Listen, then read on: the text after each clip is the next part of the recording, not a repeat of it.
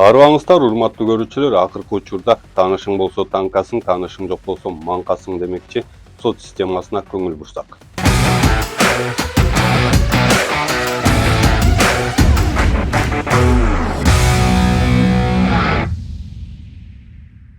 Өзүңүздөр билгендей, Кыргызстанда сот системасы буйрук аткарып иштеп калганын көбүңөр билсеңиздер керек. Эл арасында болуп жаткан көйгөйлөрдү айтып чыккан журналист, блогер, акын жада келсе карапайым элдерди бийликти басып алышкантат деп камап кечирим суратып жатышат.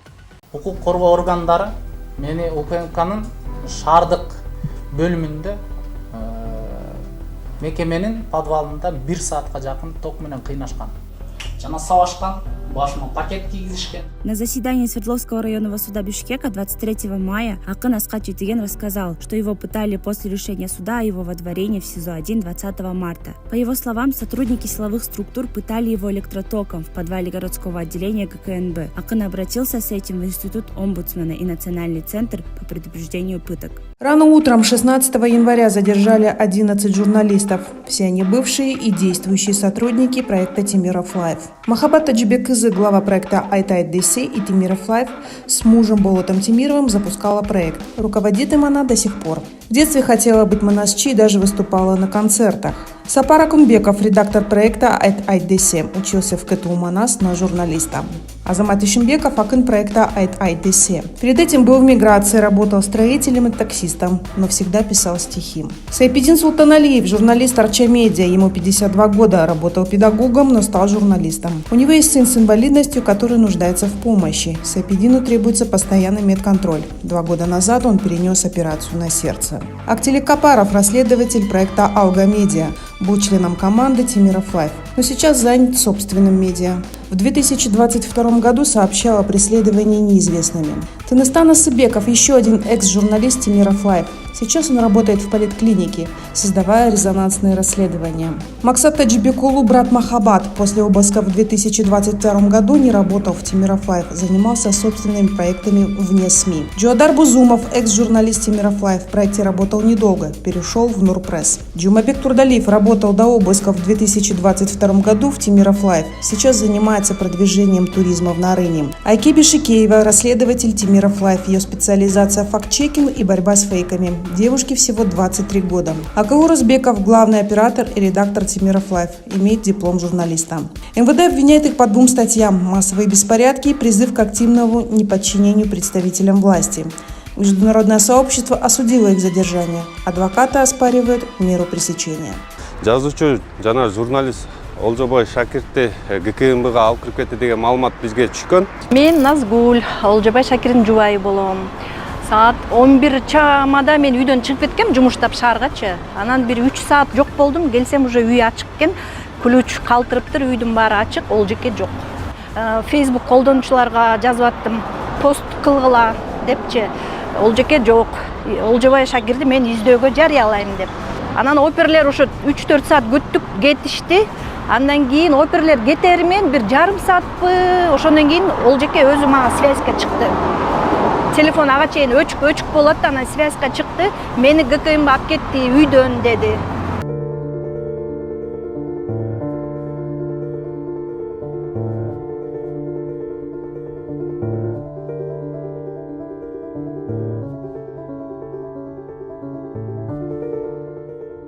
Кандай ушул кылмыш болуп калды, ушу сууну коргогон адам кылмыш, эч кандай кылмыш эмес. Мен сууну аялдашам, коргойм, мен кайтпайм мен. Эртеге келишип биз жеңебиз. Мабул 66, Каршы 7.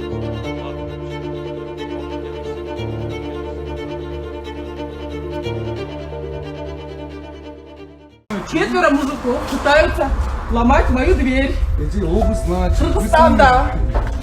Сразу делали? Да, на самом деле это же...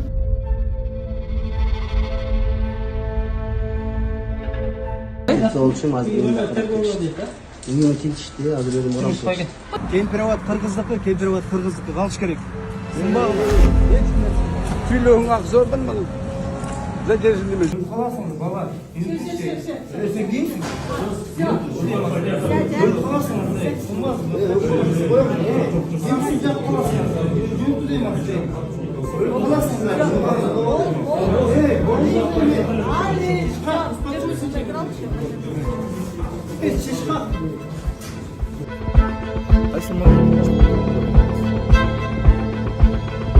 Ее сына тоже забирают вот эти следователи? Дрон причем? Дрон. Возьмите флешку, фотоаппарат и все. А они нет, все изымают. Деген не izlеп отырсыңдар, айтып қойсаңыздар. Да, предмет всего незаконного жеке. Мен азыр облыс тинтип жүргөндө, ошого калганын биз милдеттүүбүз да.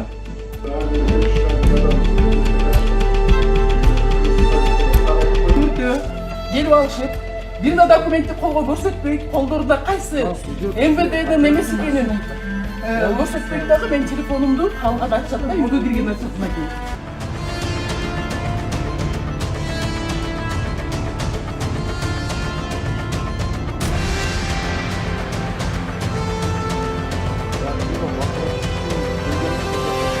Мусор көп келет да, суу мененчи?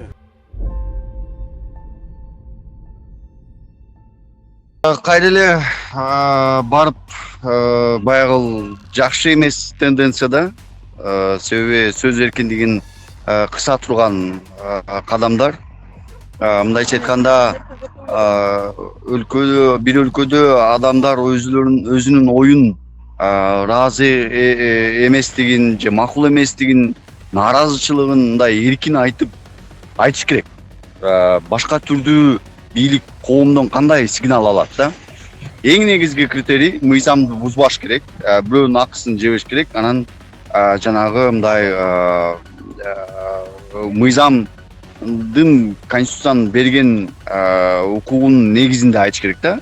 Эми ар ким өзүнүн оюн айтуу бул конституция менен бекитилген бир укук да. Ошондуктан муну колдонуш керек. Болбосо баягы баары бир деле коом нааразычылыгын айта берет. Аны сен эч кандай чектей албайсың да.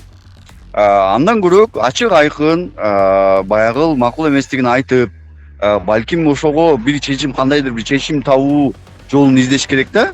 Тескерисинче ошол активисттердин, ошол элдин үнү болгон блогерлердин же болбосо акындардын үнүн кантип ошол чечим чыгаруучуларга эффективдүү натыйжалуу жеткириш керек дегендин аркасынан түшүш керек да. Анткени ал акындар, блогер, активисттер, журналисттер алар деле бул өлкөнүн жарандары да. Ошондуктан эгер биз ар айткан кишини камай берсек, оозун баса берсек, биз тескерисинче нааразыларды көбөйтөбүз да. Буга чейин Кыргызстанда өлкөбүздө баягы оюн айткандан, пикир айткандардын эч кандай зыян келген эмес. Тескерисинче оюн ачык айтпай, баягы тымызын көмүскө өлкөгө зыян жасагандардан өлкө жапа чеккен да.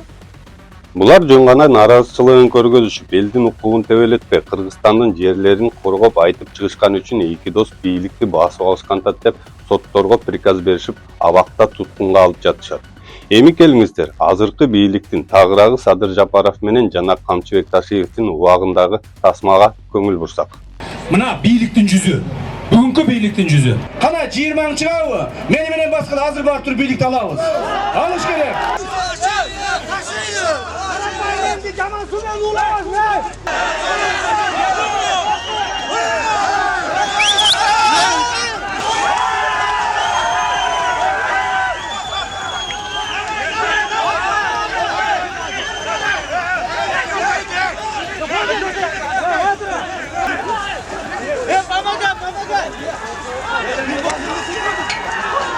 Ал кемпир абат ал өзүнчө, ал туура эмес, ал биз азыр аны талкуулабай элебиз, Ошого нааразылыгын билдирип, ошол чыгарган чечимге нааразылыгын макул эместигин билдиргени эми бул бери келгенде эле конституциялык укук да.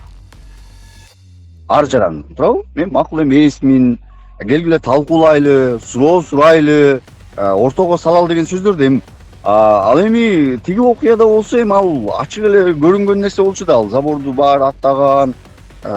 Мисалы ошол кезде мен аябай ошол катышкандарга журналист суроо сурап атпайбы?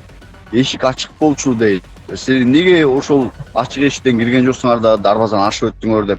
сураган эсимде да, мен баягы кетип барат машинеде угуп бараткан. Мисалы бул ошондой коомдо да ал түшүнбөстүк жаралган да ошол убакта. Бул кандай өздөрүнө баягы кирүүгө укуктуу болуп анан дарбаза ачкандар. Ошон үчүн эки учурда тең бир окшоштук болгон бийлик коом менен коммуникация кыла албай калат. Анан үнүн жеткириш үчүн эки жак тең ошондой бир кадамдарга башкан. Бирок реакция ар кандай болгон да. Реакция дагы ар кандай болгон. Мисалы булардын деген жасаган кадамдары дагы башкача болгон, түрдүү болгон. Аларга болгон реакция дагы башкача болду да.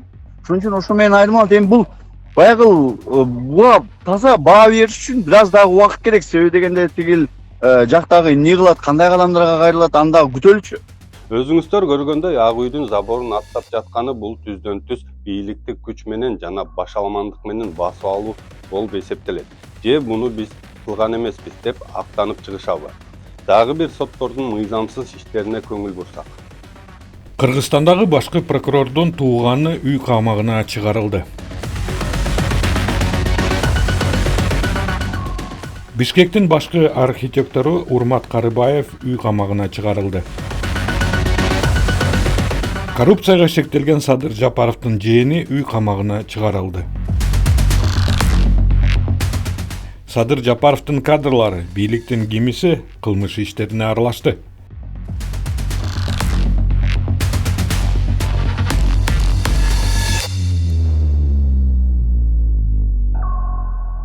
Ташеевдин тууганынын катышуусунда официанттын сабылышы кол салган адам апелляциялык арыз менен кайрылган.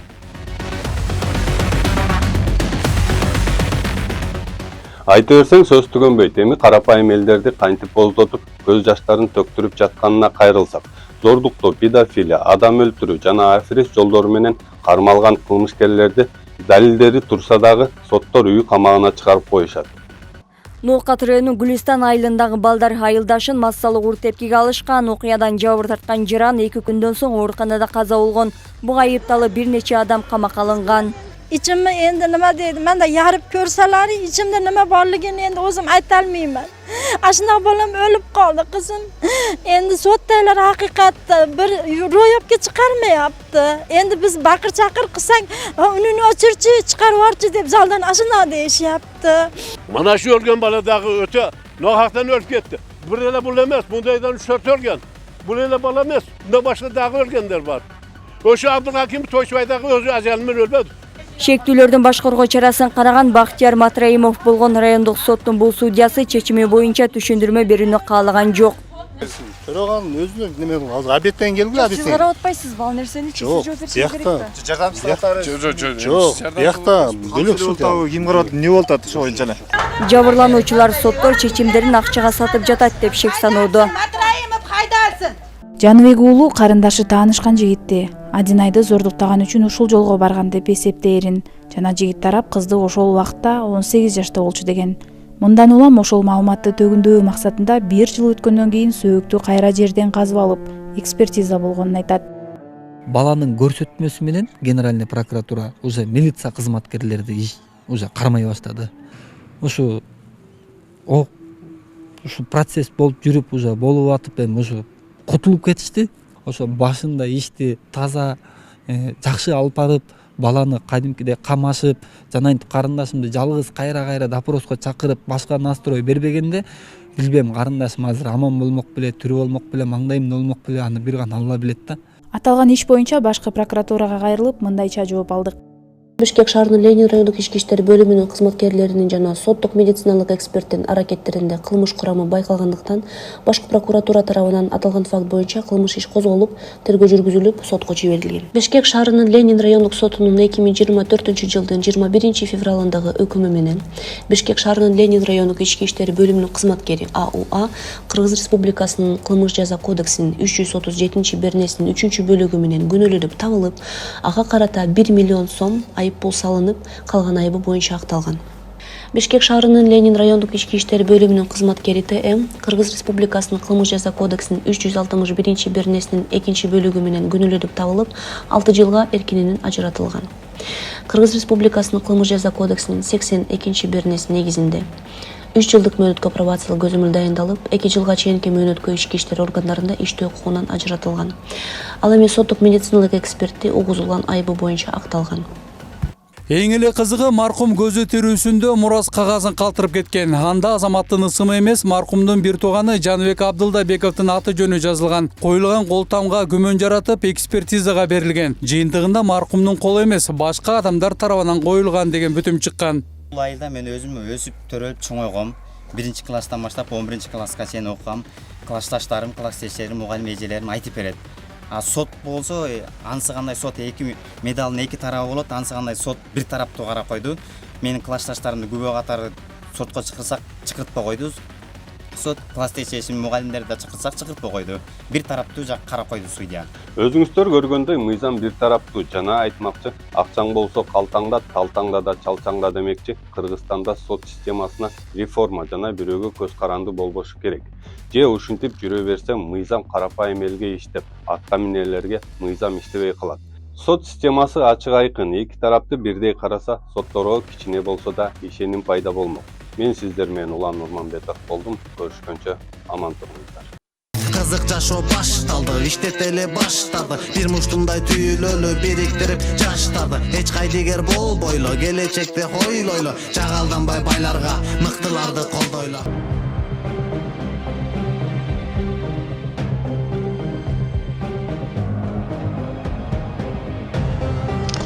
Сиздин 87 сомуңуз Кыргызстанда коррупция менен күрөшүүгө кандай жардам берет? Анткени айтайт десе каналынын миссиясы Кыргызстандын элине кызмат кылуу, элдин үнү болуу. Биз силердин көзүңөр менен карап, кулагыңар менен угуп, чилистендердин карасантай схемаларын ачыкка чыгарабыз. Аларды сиздер менен биздин кызыкчылыгыбыз үчүн, азыркы эркин Кыргызстандын жыргалчылыгы үчүн иштөөгө мажбурлайбыз. Эркиндик берилбейт, ага жетүү керек. Ал үчүн күрөшүүбүз керек. Patreon жөнүндө толук инструкцияны видеонун алдындагы шилтемеден көрсөңүз болот. Patreon'дон бизди колдоңуз.